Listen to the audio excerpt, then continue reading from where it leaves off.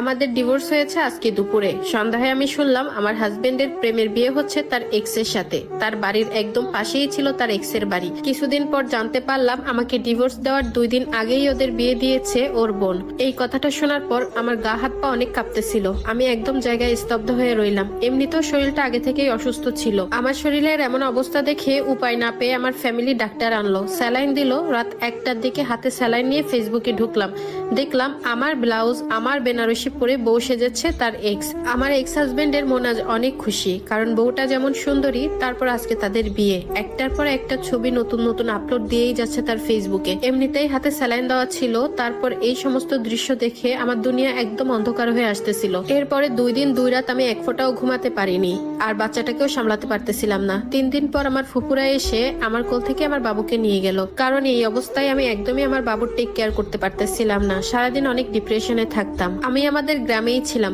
দুপুরে আমার হাজবেন্ড ওর নতুন বউকে নিয়ে মামার বাড়িতে ঘুরতে এসেছে। আমার শাড়ি পরিয়ে আমার বাড়ির সামনে দিয়ে গিয়েছে। ওর মামার বাড়ি আমার বাড়ির পাশেই। ওরা প্রায় 3-4 দিন ছিল, কিন্তু আমার ফ্যামিলি কোনোভাবেই আমাকে জানতে দেয়নি যে ওরা এই গ্রামে এসেছে। কতদিন যে ঠিক মতো খায়নি, ঘুমায়নি, গোসল করেনি এটা আমি বলতে পারবো না। খালি মনে হতো আমার গোছানো সংসার এখন অন্য কেউ ভোগ করতেছে। এসব ভেবে প্রতিটা রাত কান্না করতে করতে আমি অসুস্থ হয়ে পড়তাম। আমার সেই মানুষটার পাশে অন্য কেউ ঘুমায়, অন্য কেউ ওর গায়ের গন্ধ নাই। দিন দিন প্রচুর শরীর খারাপ হয়ে গেল এসব ভাবতে ভাবতে। আমাকে এখন দেখলে মনে হয় 50-60 বছর বয়সী এক মহিলা। জানো আপু, যতই রাত বাড়তো ততই আমার ফুপিয়ে ফুপিয়ে কান্না আসতো। এই যেন কাউকে আমার স্বামী বউ বলে ডাকতেছে, এই যেন আমার স্বামী কাউকে আদর করতেছে, এই যেন আমার স্বামীকে কেউ স্বামী বলে জড়িয়ে ধরতেছে। এগুলা যে কি পরিমাণ কষ্টে সেটা আমি কিভাবে বুঝাবো। চেহারার কি যে বাজে অবস্থা হয়েছে আমার, নিজেকেই এখন আয়নায় দেখতে মন চায় না। অনেক ভয় লাগে। দিন দিন অনেক চিকন হয়ে গেছি। কবে ভালো মতো ঘুমাইছি আমার মনে পড়ে না। প্রত্যেকটা মানুষ আমাকে বোঝাতে লাগলো ছেলের জন্য হলেও আমাকে বাঁচতে হবে। আমিও ধীরে ধীরে ছেলেকে নিয়ে দিন কাটাতে লাগলাম। প্রতিবেশী, আত্মীয় স্বজন, বন্ধু বান্ধব, ফ্যামিলির সবাই প্রচুর মানসিক সাপোর্ট দিয়েছে আমাকে। তখন নতুন করে বাঁচার অনুপ্রেরণা দিয়েছে সবাই আমাকে। এবার হচ্ছে আসল টুইস্ট। হুট করে একদিন বিকেলে পাশের বাসার ভাবি এসে আমাকে বলল আমার হাজবেন্ডের বর্তমান বউ নাকি ডিভোর্স দিয়েছে তাকে। আমি যেন ওদের মাফ করে দিই। ছেলের মুখের দিক তাকিয়ে আমি যেন আবারও যাই সেই ঘরে। আমার এক্স হাজবেন্ড এখন আমার মামার বাড়ি এসে ঘুরঘুর করতেছে আমার জন্য, এবং সে নাকি অনেক কষ্ট পাচ্ছে। তার ছেলের জন্য অনেক মায়া লাগতেছে তার। আমার স্বামী নাকি এখন একে ওকে ধরে আমাকে আনার জন্য অনেক কান্নাকাটি করে। জানো আপু একটা কথা, আমি ছোট থেকে অনেক আদরে মানুষ হয়েছি। আমাকে গালে তুলে না খাইয়ে দিলে আমি খেতাম না। সেই আমি সংসার করার জন্য মুখ বুজে চাকরানির মতো জীবন পার করেছি।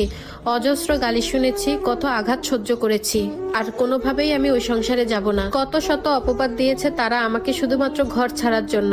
আমার শাশুড়ি ননদ গ্রামে এসে কত অপবাদ দিয়ে গেছে সবার সামনে।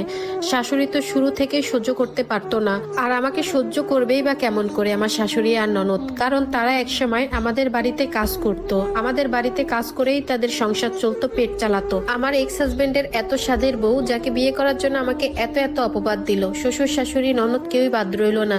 সেই এত স্বাদের বউই নাকি তাদের সকল টাকা পয়সা সোনা দায়না নিয়ে রাতে ভেগেছে। আর এই বিষয়টা শোনার পর আমার যে এত এত খুশি লেগেছে আমি কিভাবে বলবো। দীর্ঘ 5 মাস পর আমার এক্স হাজবেন্ড এসেছে আমার ছেলেকে দেখার জন্য। আমি দেখতে দেইনি। এতদিন যে ছেলেকে ছেড়ে থাকতে পেরেছে সে সারা জীবন থাকতে পারবে। আলহামদুলিল্লাহ, এখন আমি আর আমার ছেলে অনেক ভালো আছি আমার বাচ্চাকে নিয়ে। আমার ছেলেকে ওর মামা মামি নানা নানি সবাই চোখের মনি করে রেখেছে। এখন আমার একটাই স্বপ্ন, আমার সোনাটাকে আমি মানুষের মতো মানুষ করব।